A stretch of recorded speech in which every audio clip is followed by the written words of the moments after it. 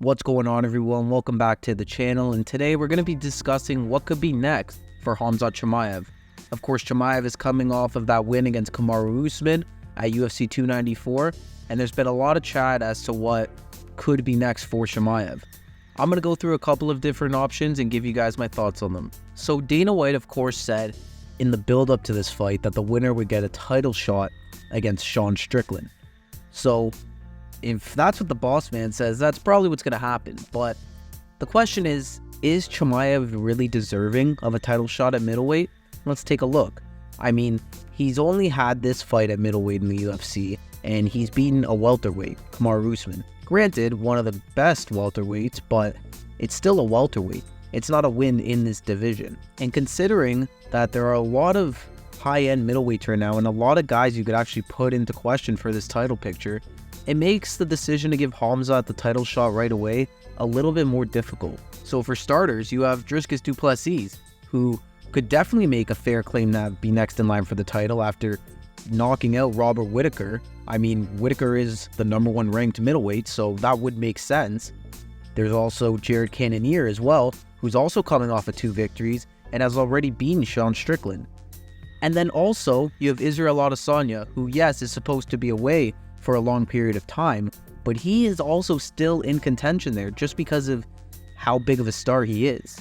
And now you're also left with Khamzat, who did work at welterweight, has now come up to middleweight, beat Kamaru Usman at middleweight, and now is the other guy that's being thrown into the title picture. And there's a big difference between all of these guys and Khamzat.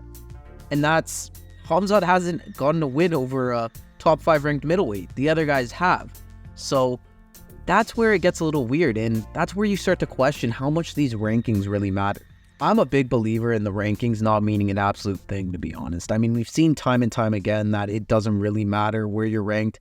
If you bring in the most money, you're going to get the most opportunities. And that's what this is about. If you're a star, you're going to be loved by the UFC, and you're going to be given opportunities that some of these other fighters may not have. And that's what we're looking at here with the situation like Khamzat Chimaev. Chimaev's a massive star. Everybody always wants to tune in to watch this guy fight, and to have him holding the title, I think that's something the UFC would love to have and be all over that idea. So why not throw him in against a guy like Sean Strickland, who, let's face it, you'd probably favor Khamzat to win. Now, I know we said this last time when Strickland fought Adesanya, and anything can happen, but I don't know. If I'm picking, it's Khamzat in a fight against Sean Strickland. I think he could definitely beat him. And I think the UFC sees that opportunity there. I don't think they see Strickland as a very big threat. I also don't think they really want a guy like that holding the belt for too long because of how unhinged he is, and also just because he's not as big of a star as a Khamzat or an Israel Adesanya. So you can kind of see why the UFC would want to push Khamzat in, but at the same time, there's so many other worthy contenders. As I mentioned before, Dricus Du Plessis, I think he's the big one here. I think this is the one that actually makes the most sense to fight Strickland next. I think DDP, his resume has been really good. He's on a good win streak, just beat the #1 ranked middleweight. I don't see why you wouldn't throw in Dricus Du Plessis into a title shot right now. I think the problem with DDP is that a lot of his hype is stemmed with the Israel Adesanya beef, and now that Adesanya isn't holding that belt, I don't know how much of a reason it gives the UFC to throw him into a title shot. I think if Izzy was still holding the belt, we wouldn't even be discussing this right now, to be honest. I think DDP versus Adesanya would be almost booked by this point. But considering Izzy doesn't have the belt, DDP kind of loses out a bit. I also think he's not in the best terms with the UFC after rejecting that fight against Adesanya on short notice at UFC 293. So yeah, I don't know if they're really going to be giving him this shot now. And then similarly for a guy like Jared Cannonier, I just don't think Strickland versus Cannonier is a very appealing matchup. It's not a big name fight. It's not really 2 exciting fighters, to be honest. It's not exactly a fight you'd want to see for a title.